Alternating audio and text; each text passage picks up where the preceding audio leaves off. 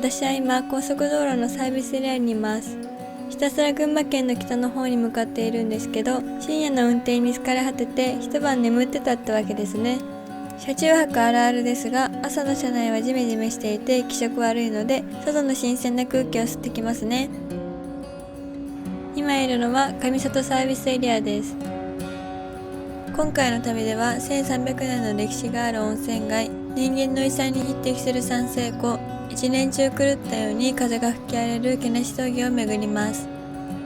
とりあえずこれから準備して、まずは1300年の歴史を持つ温泉街、渋温泉に向かいますね。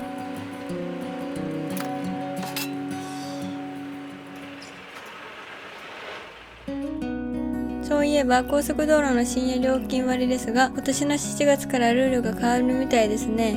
今までは0時から4時までの間に少しでも利用していれば一律で 30% 割り引かれていましたが、7月からは22時から5時までの間に走行した分だけが割り引かれるそうです。しかも割引分は後日ポイントで還元されるシステムになるそうです。どうでもいいポイントなんていらないから、今まで通りその場で割引してほしかったですね。とりあえず気になる方は NEXCO のホームページを見てみてくださいね。渋川伊香保インターで高速を降りて、ここから100キロは下道です。これから日本一標高の高い国道渋峠を通って長野県側に抜けて1300年もの歴史がある温泉街に行ってきます。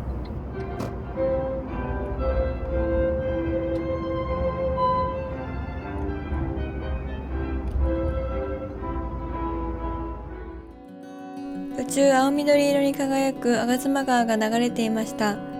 もともと吾妻川は非常に強い酸性の川で生物が生息できないほどだったそうですよ。そして強すぎる酸性の水は10日で鉄の杭を溶かし、1ヶ月でコンクリートの原型がなくなるほどだったそうですよ。川の水は生活にも大きな影響を与えるので死の川と呼ばれていたそうです。しかし今は酸性度の非常に高い上流の水を24時間365日、1日60トンもの石灰を流して中和し続けることで水質を改善させたそうです。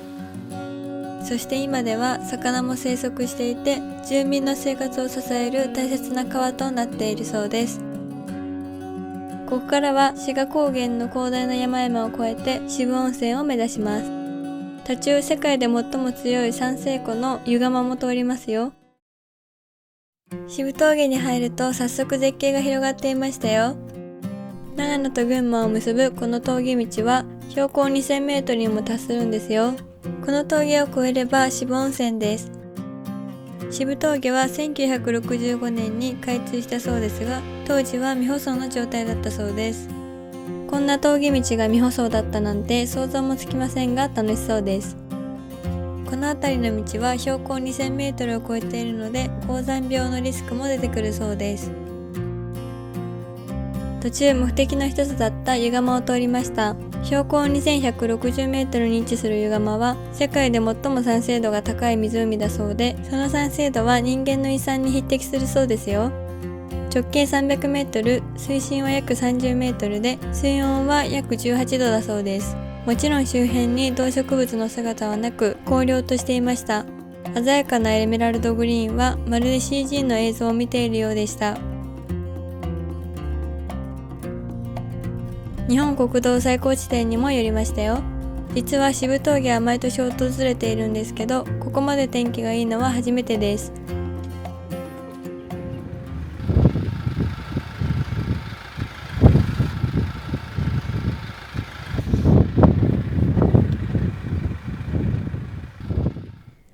そろそろお腹も空いてきたので、お昼ご飯を食べに大好きなスカイカフェに行きます。群馬から登ってきた渋峠もいつの間にか県境を越えて長野県にいました。この辺りからは私の大好きな白馬連山の山々を一望できますよ。いい匂いする。クワトロチーズのピザを頼みました。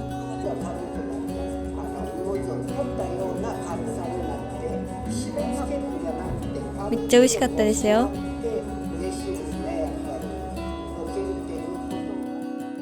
この後は峠を下って目的地渋温泉に行きます。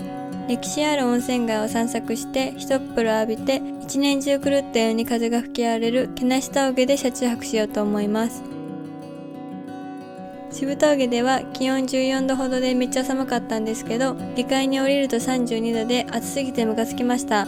こんなんじゃ過酷な夏を越せませんね。だんだんと温泉街の雰囲気が出てきましたよ。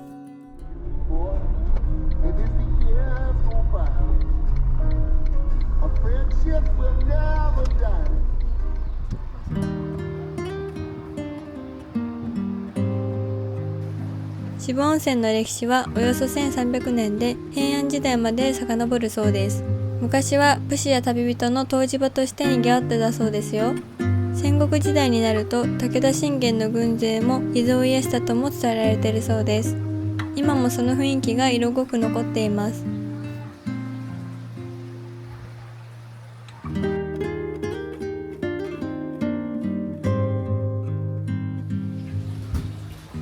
この街の魅力は細い路地や裏道にもたくさん詰まっていて、ふと曲がると時が止まったような空間に入ります。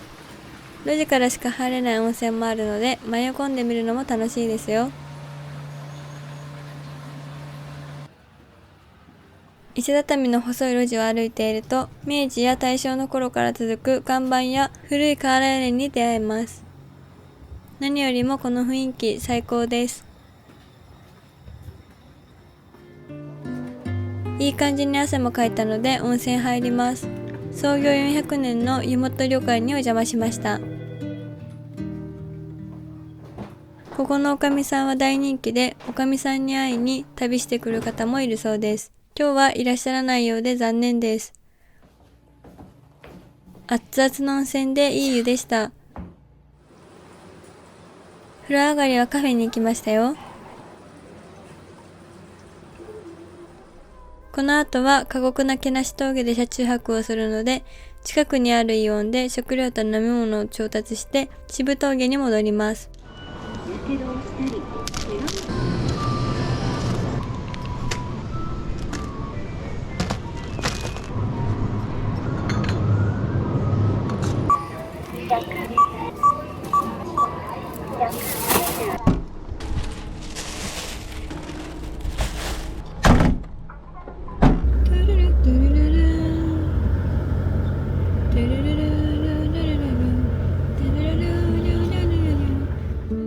けなし峠は渋峠の途中にあって標高約2000メートルに位置します。けなし峠は一年中狂ったように風が吹き荒れていてやばい場所です。まあそれを楽しみに行くんですけどね。けなし峠で車中泊をする人はまずいないので、自分だけの世界って感じがして大好きなんですよね。私にとっては貴重な穴場スポットです。けなし峠が今日みたいに快晴なのは珍しく、ここまで天気がいいのは初めて見ました。この感じなら今夜天の川も見れるかもしれませんね。道もいい感じに見舗装になっているので、チムニーやランクルで来ると楽しいですよ。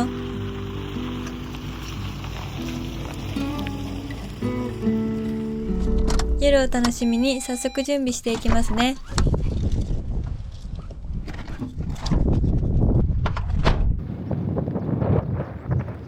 相変わらず風は強いですね。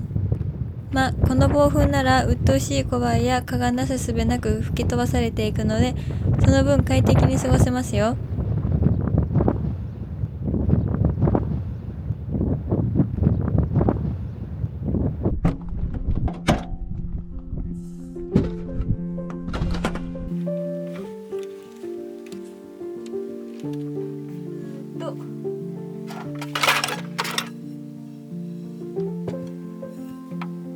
今回はブルーティーさんから3000ワットアワー級の超巨大ポタネを提供してもらったので使っていきます。これは本来家庭用ですが、車に乗せてみると案外いけそうだったので試しに持ってきました。夏の車中泊旅では膨大な電力を使うので頼りになりそうです。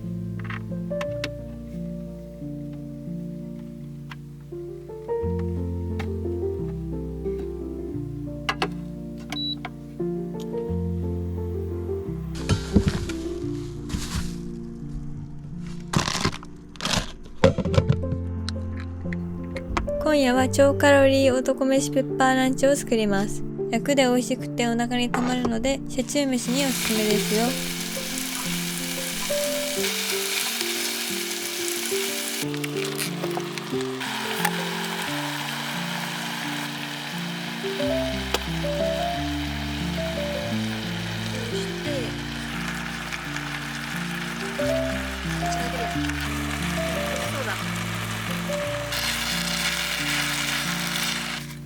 仕上げのガーリックはかければかけるほど美味しくなりますが、車内は地獄になります。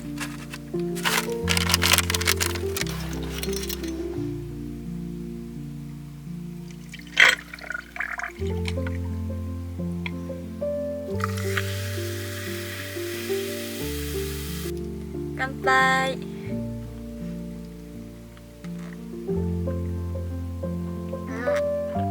こ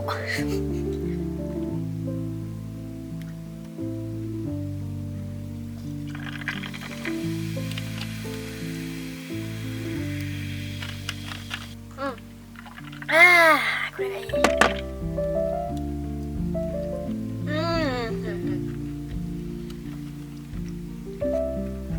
うまっ。う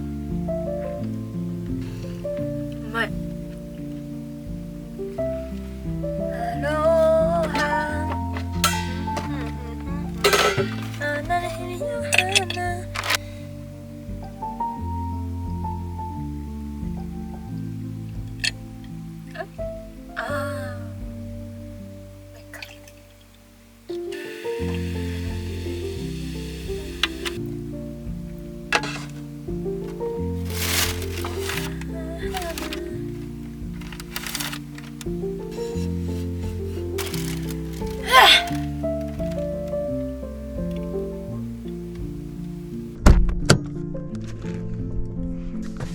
今日は九州旅で使う新しいマットを試します。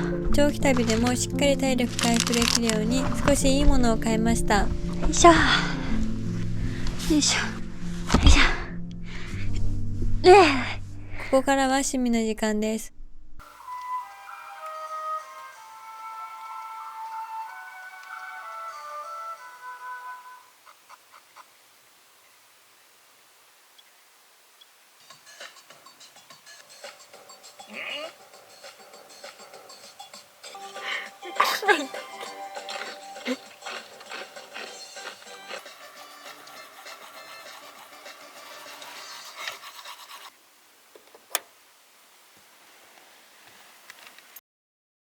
空を見上げると満天の星空でしたよ。写真にはうまく収められませんでしたが、うっすらと天の川も見えました。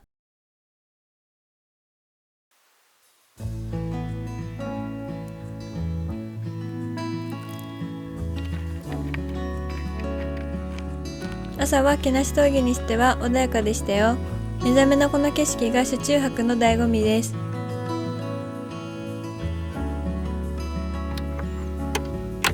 このまま最高の朝食食べてゆっくりしてから家に帰ろうと思います。エッセイ。